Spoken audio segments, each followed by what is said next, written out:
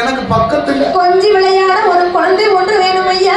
மடியில் வைத்து விளையாட ஒரு மதுரை செல்லும் வேணும் ஐயா. பக்கத்துல இரண்டு விளையாட ஒரு பாலன் எனக்கு வேணும். சரி பார்வதி, வெளியே வரணும்னு சொன்னா லேசா தந்துருவேன்.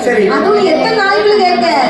8 நாளைக்குள்ள புருஷன் இல்லாத பிள்ளை வரணும்னு சொன்னா நான் எங்க போவேன்? பெண்ணே பார்வதி, அதை விட்டுட்டு இந்த உலகத்துல கணவனுக்கும் மனைவிக்கும் ஒரு தம்பதிகள் 2 பேருக்கும் சரி கல்யாணம் முடிச்சு 10 மாசம் 300 நாள். சரி சரி 10 மாசம் 300 நாள் வயிற்றுல இருந்து பிறக்கக்கூடிய குழந்தையே கை இல்லாமலும் கால் இல்லாமல் கண் இல்லாமல் எப்படி இல்லாம எப்படி இல்லாம ஊனமா பிறகு 10 மாசம் பிறந்து பக்கக்கூடிய பிள்ளை. நீ 8 நாளைக்குள்ள பிள்ளை கண்டா என்ன சாத்தியம்? எப்படி இருக்குன்னு யோசித்து பாச்சியா? 300 நாள் இருந்து பிறக்கக்கூடிய குழந்தை அப்படி இருக்கு. அப்ப 8 நாளைக்குள்ள கருதான் வரும். சத்து மாத்திரை கூட தான் பொண்டாட்டில வெயிட் போடுறா. புள்ள வெயிட் போட மாட்டேங்குது. இல்ல பிறகு கிராம் கணக்குல ஆஸ்பத்திரியில சொன்னாங்க பிள்ளை கொஞ்சம் வீக்கா இருக்கு. 5ஆவது மாசத்துல சொன்னாங்க குழந்தை கொஞ்சம் வீக்கா இருக்கு, கொஞ்சம் சத்து மாத்திரை சத்து டானி வெளியே தரேன்னு கொடுங்கன்னு சொன்னாங்க.